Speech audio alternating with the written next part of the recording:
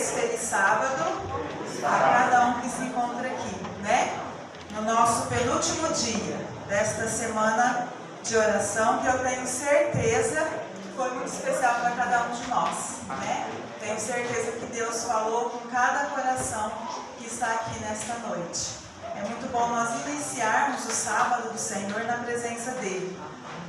Hoje o nosso verso está lá em Lucas. O Evangelho de Lucas é o terceiro livro lá do Novo Testamento. Lucas 24.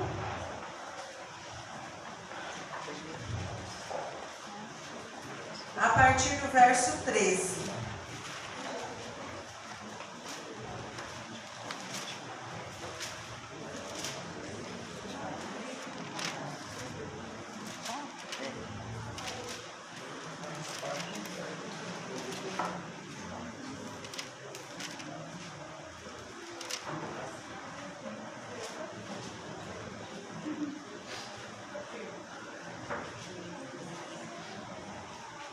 Acharam? 24, capítulo 24 de Lucas, a partir do verso 13. Todos acharam?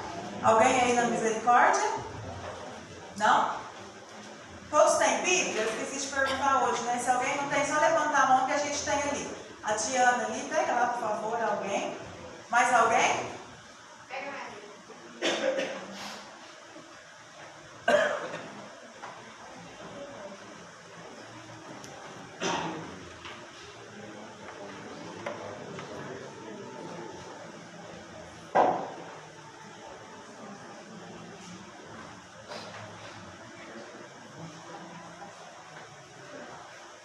Vamos então fechar os nossos olhos para nós orarmos mais uma vez nesta noite. Pai querido que estás nos céus, nós agradecemos ao Senhor por essa semana em que esteve conosco e nos conduziu a cada dia, Pai. Obrigado por nos trazer à sua casa mais uma vez, Senhor. Obrigado porque hoje nós estamos começando o teu santo sábado, o dia de repouso, ao teu lado. Mais uma vez, Pai, nós abrimos a tua palavra. E mais uma vez nós suplicamos a presença do Teu Santo Espírito em nosso meio. Que o Senhor cuide de cada um de nós que está aqui nesta noite. Que nós possamos neste momento estar com a nossa mente e o coração voltados para a Tua Palavra, Pai. Para que mais uma vez possamos deixar o Teu Santo Espírito falar conosco. Nós pedimos em nome de Jesus. Amém. A partir do verso 13 diz assim: Naquele mesmo dia, 2 deles estavam indo para um povoado chamado Emaús, a 11 quilômetros de Jerusalém. No caminho, conversavam a respeito de tudo o que havia acontecido. Enquanto conversavam e discutiam, o próprio Jesus se aproximou e começou a caminhar com eles. Mas os olhos deles foram impedidos de reconhecê-lo. Ele lhes perguntou: sobre o que vocês estão discutindo enquanto caminham? Eles pararam com os rostos entristecidos. Um deles, chamado Cleopas, perguntou: você é o único visitante em Jerusalém que não sabe das coisas que ali aconteceram? Que coisas? Perguntou. O que aconteceu com Jesus de Nazaré. Ele era um profeta poderoso em palavras e em obras diante de Deus e do povo. Os chefes dos sacerdotes e as nossas autoridades o entregaram para ser condenado à morte e o crucificaram. E nós esperávamos que era ele que ia trazer a redenção a Israel. E hoje é o terceiro dia desde que tudo isso aconteceu. Algumas mulheres nos deram um susto hoje. Foram de manhã bem cedo ao sepulcro e não acharam o corpo dele. Voltaram e nos contaram ter tido uma visão de anjos que disseram que ele está vivo. Vamos parar por aí. Ontem nós falamos sobre a crucifixão de Jesus. Jesus se entrega então na sexta-feira em favor de cada um de nós. Se faz maldição, se faz pecado por nós, né? E se entrega sem saber se o seu sacrifício tinha sido aceito aos céus. Descansa na sepultura, né, durante o sábado. A palavra de Deus nos diz que aqueles que morrem não sabem coisa alguma. Jesus descansa seu corpo ali na sepultura, no sábado, conforme o mandamento. Porque ele ressuscitou no domingo, porque ele guardou o dia de descanso. E no domingo, então, a festa no céu. Deus Pai dá ordem para que um anjo desça à terra e retire a pedra onde está o túmulo de Jesus. O anjo mais que depressa desce até a terra, abre a pedra e Jesus ressuscita. Amém. Glória a Deus. A ressurreição de Jesus é esperança para nós. A ressurreição de Jesus quer dizer que nós temos salvação. Glória a Deus. Jesus ressuscitou. O anjo fica ali esperando as mulheres que logo cedo vão até onde Jesus está sepultado para cuidar ali do corpo de Jesus. Chegando ali, elas não encontram o corpo de Jesus, ficam assustadas, né? E o anjo então diz para elas: ele não está aqui. Ele ressuscitou, como tinha dito. Amém. Né? Amém. Glória a Deus pela ressurreição de Jesus, queridos. As mulheres voltam correndo para a cidade e dizem para os discípulos: Jesus ressuscitou, como havia dito. Mas o relato que nós lemos nos diz que 2 dos discípulos, eles estavam indo embora. Eles pegaram ali o ruminho, né, do caminho de Emaús e estavam indo embora, tristes, de cabeça baixa, decepcionados, sem saber o que tinha acontecido, tentando digerir tudo aquilo que tinha acontecido, sem saber o que conversar, por onde começar, como que a gente faz agora, como que a gente retoma as nossas vidas. Estavam ali caminhando tristemente. De repente, um estranho se coloca ao lado deles. E o estranho diz para ele: o que vocês estão conversando? Né? Estou indo para o mesmo caminho, vamos puxar assunto aqui, vamos puxar a conversa. O que vocês estão conversando? Parece que vocês estão um pouco tristes. E então eles dizem para ele: você não estava em Jerusalém? Você está vindo de lá? Você não sabe o que aconteceu em Jerusalém? O tumulto que foi lá esse fim de semana? Tudo o que aconteceu, só você não está sabendo onde você estava? Né? E Jesus diz: eu não estou sabendo, o que aconteceu? E eles ali contam para Jesus, sem saber que era Jesus, tudo o que tinha acontecido. Eles estavam completamente decepcionados. Primeiro com os líderes judeus, porque os líderes judeus foi que crucificaram Jesus. Foram os líderes judeus, os líderes da nação, os seus líderes que crucificaram Jesus, que levaram Jesus à morte diante de um julgamento injusto e cheio de mentiras. Decepção para eles.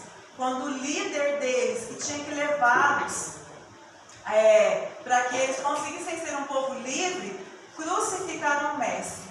Decepção número 2, Jesus morreu.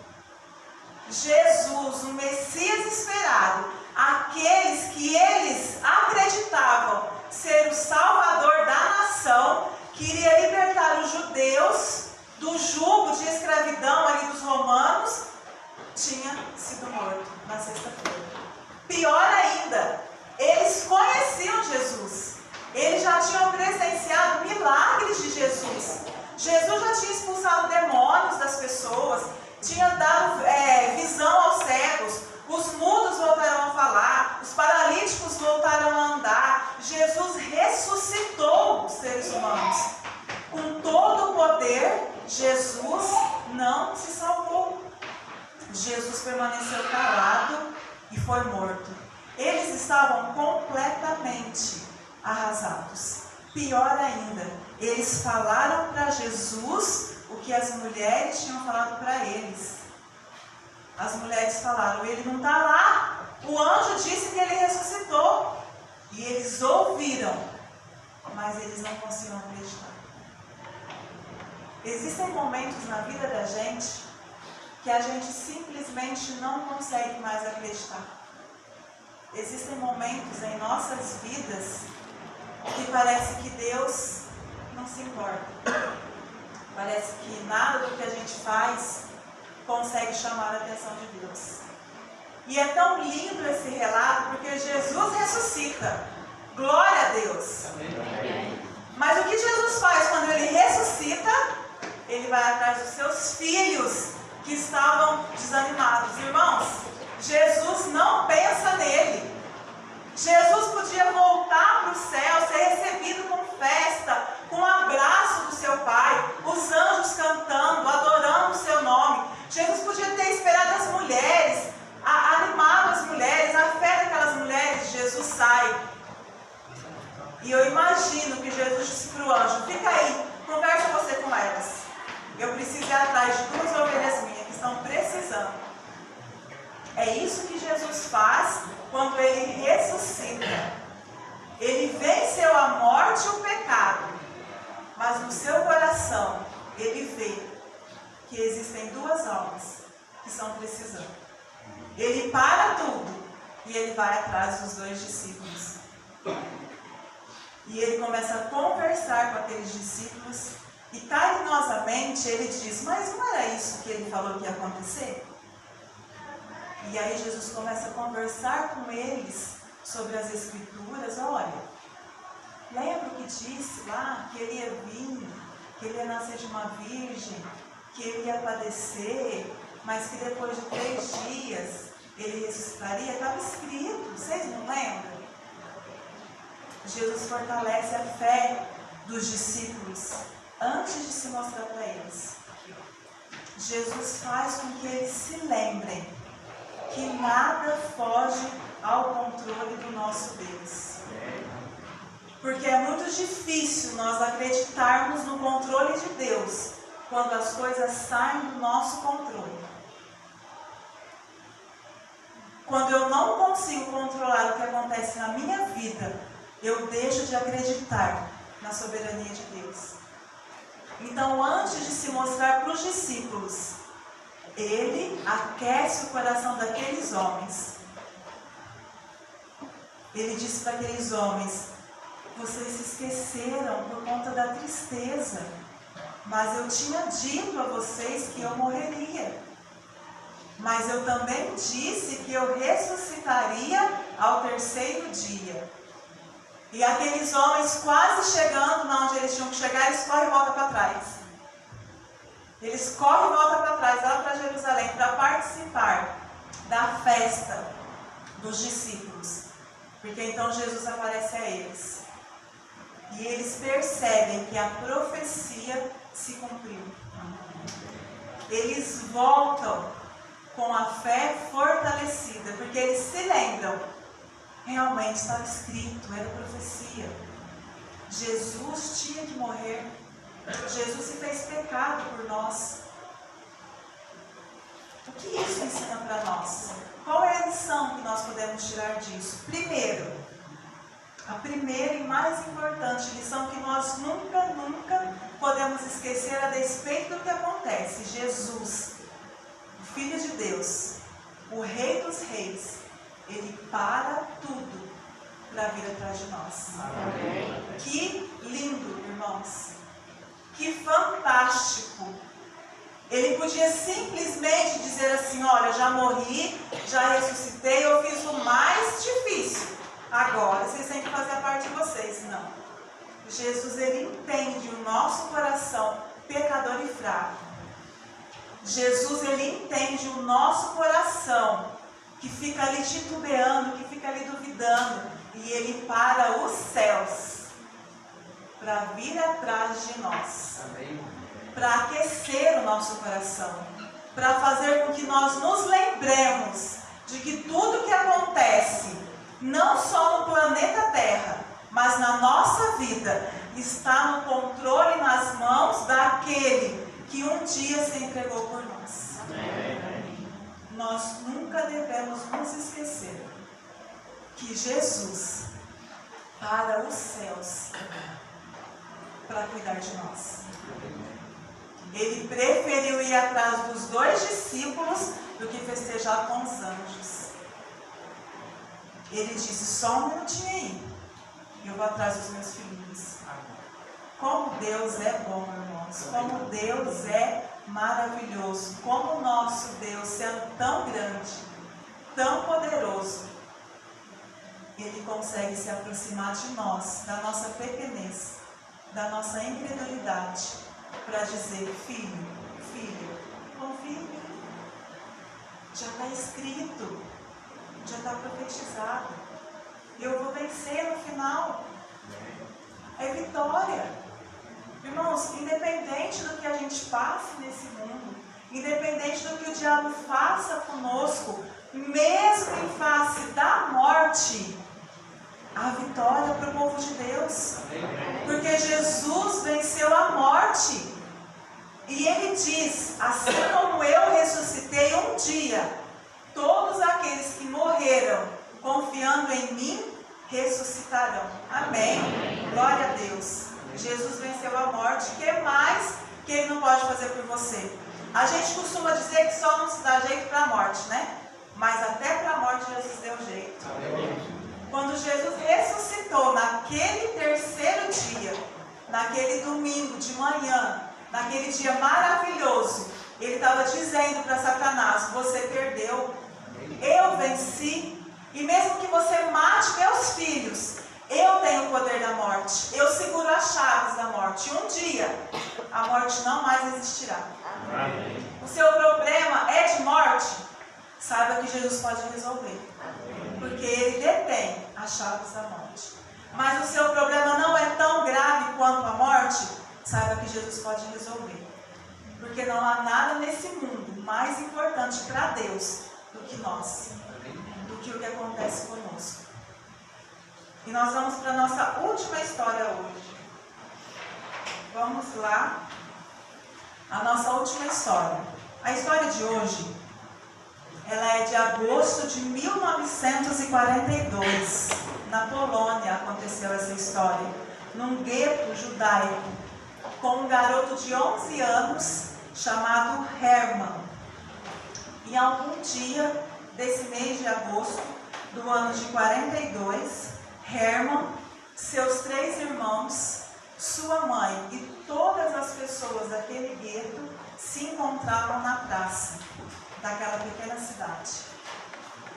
Ouvia-se um boato de que eles seriam transferidos para algum lugar que eles não sabiam. Eles viram alguns soldados se aproximarem, e quando eles viram esse soldado, o irmão mais velho de Hermann disse para ele: aconteça o que acontecer, não diga que você tem 11 anos, diga que você tem 16, entendeu? A partir de agora, Hermann, você tem 16 anos. Ele era bem alto, bem encorpadinho, então dava para passar. E ele disse para o irmão: ok, tudo bem. Os soldados então começaram a conversar um por um, e eles dividiam as pessoas em 2 filas, uma à direita e uma à esquerda. Quando o soldado da SS chegou para Hermann e disse: quantos anos você tem? Ele disse: 16. E o soldado falou para ele: para a fila direita. Quando ele chegou naquela fila, os seus 3 irmãos estavam com ele, porém a sua mãe foi colocada na fila à esquerda. O pai de Hermann havia morrido já alguns meses antes devido ao tifo. E quando ele viu a sua mãe ali na fila da esquerda, longe dele e dos irmãos, ele correu até a sua mãe, chorando, e disse: mãe, eu vou ficar com você. E a sua mãe então pega bem firme no braço dele e diz: não vai, vai com seus irmãos e não olha mais para mim. E empurra ele. E ele ficou olhando para sua mãe, porque a sua mãe nunca tinha tratado ele assim. Mas depois ele entendeu que a sua mãe só estava protegendo. Junto com a fila onde estava a sua mãe, foram colocadas todas as crianças menores de 16 anos, os idosos e os doentes. Foi a última vez que Hermann viu a sua mãe. Ele e os seus irmãos, com outros jovens e com outras pessoas que tinham idade suficiente para trabalhar, foram colocados em um trem, num vagão pragado, e eles ficaram ali durante alguns dias viajando, sem saber para onde eles iam. Eles então chegaram num campo de concentração chamado Buchenwald. O campo estava totalmente lotado. Eles foram colocados ali, eles estavam alguns dias já sem se alimentar. Foi dado um pedaço de pão velho para cada um deles, um uniforme que era igual para todos e um número. A partir daquele dia, Hermann passou a ser o número 94.983. No outro dia, ele recebeu a sua missão. Hermann deveria trabalhar no crematório. Ele pegava os corpos dos que tinham morrido na câmara de gás ou por qualquer outro problema, apinhava os corpos no elevador, que funcionava a manivela, para poder jogar em algum lugar. E Hermann então passava os dias fazendo isso. Raramente eles recebiam algum tipo de alimento. Hermann começou a sentir uma frieza tão grande dentro de si, que ele disse que parece que ele também estava morto. Ele já não se importava com mais nada. Ele ficava pensando na sua família, na sua mãe, se ele sobreviveria. Alguns dias ele achava melhor não sobreviver. E um dia, ele estava caminhando atrás ali do galpão, aonde ele trabalhava. Era um lugar que não tinha muita visibilidade, os soldados não conseguiam ver. Então, às vezes, ele ficava ali para poder ficar pensando na vida. Atrás ali tinha a cerca, era perto da cerca, né, o cercado onde eles estavam, uma floresta logo depois. E olhando, ele viu uma pessoa meio que escondida entre as árvores. E ele chamou: "Ei, vem cá!" Ele falou em alemão. E a pessoa não entendeu o que ele falou. Então ele repetiu: "Por favor, vem aqui", em polonês. E a pessoa entendeu. Então se aproxima de Hermann uma garotinha, que tinha o cabelo todo encaracolado, bem loirinho.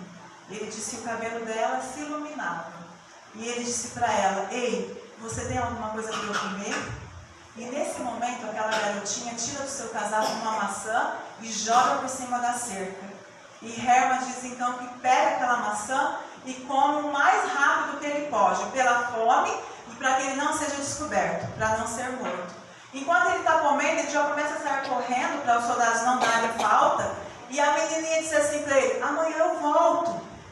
No outro dia, Hermann estava lá no mesmo horário e aquela menininha também.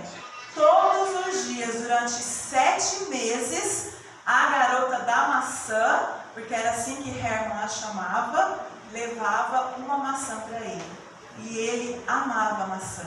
Às vezes, quando ela não encontrava, ela levava um pedaço de pão. Mas ela gostava mesmo, era de levar uma maçã para Hermann. E Hermann diz que aquela maçã e o gesto daquela garotinha aqueceram novamente o seu coração. Um dia, a menina chega, joga a maçã por cima da cerca, ele come a maçã e ele diz para ela: "Não volte mais, nós seremos transferidos." A menininha então vai embora, ele vai embora também. No outro dia, eles são transferidos. Eles escutam boatos de que os alemães estão perdendo a batalha. Eles são transferidos para um outro campo de concentração, mais no interior. Eles ficam mais ou menos uns 3 meses ali. E um dia eles escutam uma ordem: "Amanhã, às 10 da manhã, todos vocês serão mortos na câmara de gás." Hermann então vai dormir naquela noite e ele começa a pensar: como encarar a morte? Ele conseguiu sobreviver ao campo durante todo aquele tempo e agora a sua vida acabou. Por um momento ele até acha bom, porque o seu sofrimento vai acabar. Ele fica ali aquela noite olhando as estrelas, pensando se vai ser doloroso, como será a sua morte.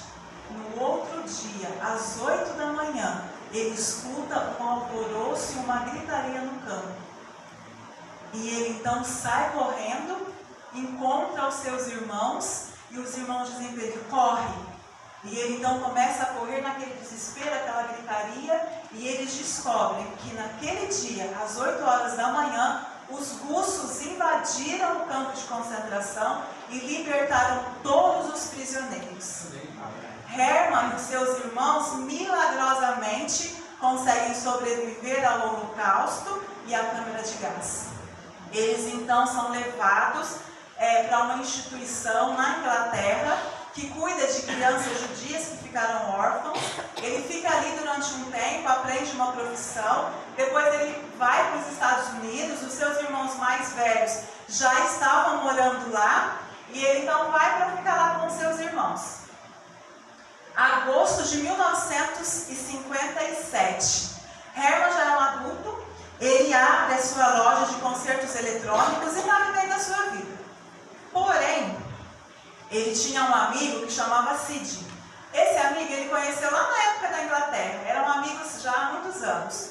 E Sid começou a perceber que Herman precisava casar. Tão bom quando a gente tem amigos, né, que se preocupam com a gente, com a nossa vida pessoal. E o Sid começou a achar que o Herman tinha que casar. Já estava na hora, né?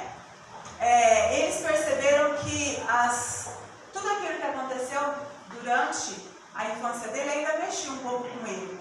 E o Sid, numa dessas tentativas de arrumar uma noiva, ele um dia liga para ele e diz: olha, eu conheço um amigo que conhece uma amiga, e aí é que mora o perigo, né? E a gente marcou o encontro para vocês, tá? E Herman disse que não, eu não quero, eu não preciso. Não, você vai. Não custa nada, já falei com a moça, você vai. Né? E o amigo foi junto, porque em 1957 não havia encontros sozinhos, né? O nome dela era Roma, e ela era uma enfermeira. E aí Sid disse para Herman: você vai gostar de conhecer, eu te garanto. Aí eles foram então para esse encontro às cegas. E eles ficaram ali, os dois, o amigo do lado, né, servindo ali de vela, acompanhando os acontecimentos. Passaram uma noite agradável, conversaram, perguntaram o nome, profissão e tal. E lá no meio da conversa, eles descobrem que os dois eram da Polônia e os dois viveram, né, todo aquele horror da guerra. Nesse momento, há um silêncio entre eles, porque a guerra ainda mexe com eles. Mas existem coisas que quanto mais a gente guarda, mais mal faz. E a gente precisa colocar para fora. E Roma, então, olhando para baixo, ela pergunta para Herman: onde você esteve durante a guerra? E ele, então, relembrando tudo o que aconteceu, ele disse: eu estive em um campo de concentração. E você? E ela disse assim: bem, eu tive um pouco mais de sorte. Sabe, o meu pai, ele conhecia um padre. E o padre conseguiu documentos falsos para nós de ariano. E a gente se manteve escondido em uma fazenda durante a guerra. E Roma então continua. Sabe que perto da minha fazenda existia um campo de concentração. Vocês já estão imaginando. Mulherada! E naquele campo de concentração, às vezes eu saía para passear. Às vezes todos os dias. E existia um garoto do outro lado da cerca. E eu levava maçã para ele todos os dias. E quando ela disse isso, Herman olhou e ele não acreditou. Ele disse: nossa, outra garota que conheceu outro garoto em outro campo de concentração? Que coincidência! Coincidências são milagres, em que Deus prefere manter o anonimato. E ele disse assim para ela: como era o garoto? E Roma disse: ele era alto, magricelo e todo esfarrapado. E Herman falou para ela: por acaso esse garoto um dia chegou para você e disse para você não voltar mais porque ele ia ser transferido? E agora foi a vez de Roma olhar para ele e disse: como você sabe? Você conheceu esse garoto? Você estava lá naquele campo com esse garoto? E Herman então olha para ela e diz: eu era esse garoto. Roma, a sua atitude de bondade salvou a minha vida. A sua atitude de coragem e altruísmo manteve o meu coração aquecido e salvou a minha vida. Eu não posso deixar você ir. E neste momento, na frente do Sid, ele agarra Roma e a pede em casamento. E vocês acham que ela aceitou? Não! Vocês iam aceitar casar com uma pessoa que vocês acabou de conhecer? Em 1957? Roma não aceitou. Ela disse: você está louco. Você nem me conhece. Eu nem te conheço. E ele disse para ela: tudo que eu preciso saber de você, eu já sei. Você é uma pessoa bondosa. Você salvou a minha vida. E eu não vou deixar você fugir.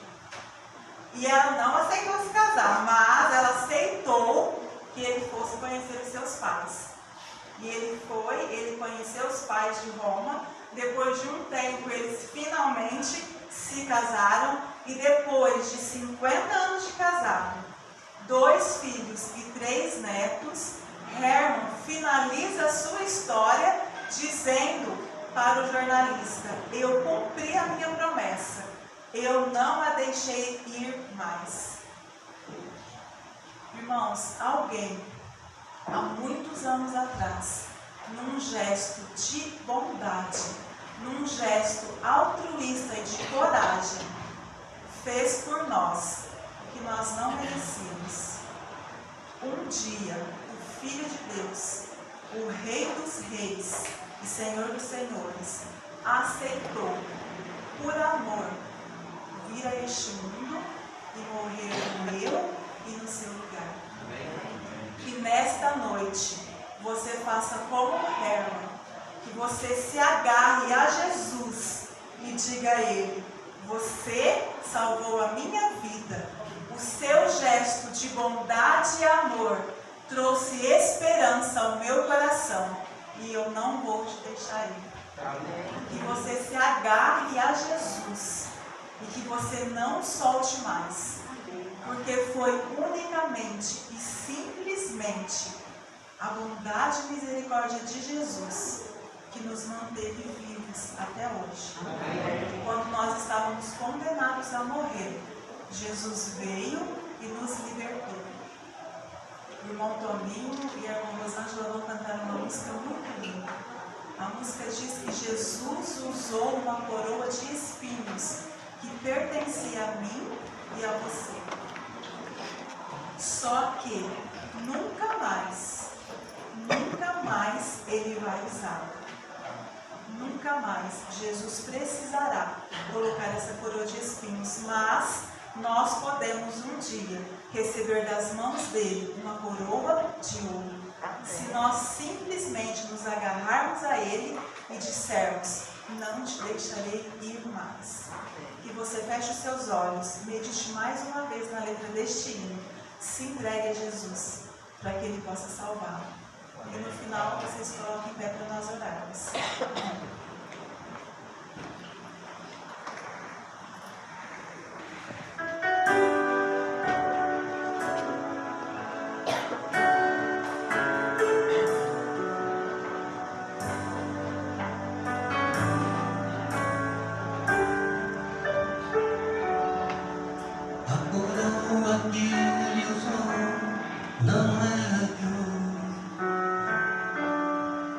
Apesar de o povo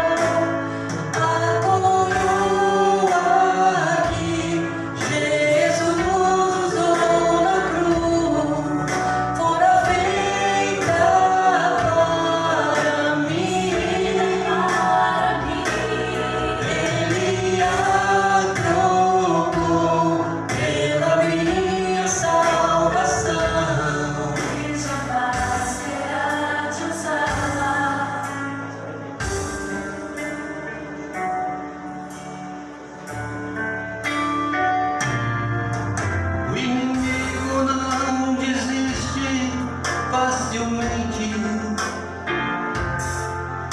Ele quer fazer usar coroa igual. Mas tenha isso sempre em tua mente. No Calvário o bem venceu o mal. A coroa que Jesus usou na cruz foi feita para mim. Ele a trocou pela minha salvação e jamais terá de usar outra vez. A coroa que Jesus usou na cruz foi feita para mim. Ele a trocou pela minha salvação e jamais terá de usar outra vez. Não jamais terá de usar outra vez. Uma outra vez. Amém.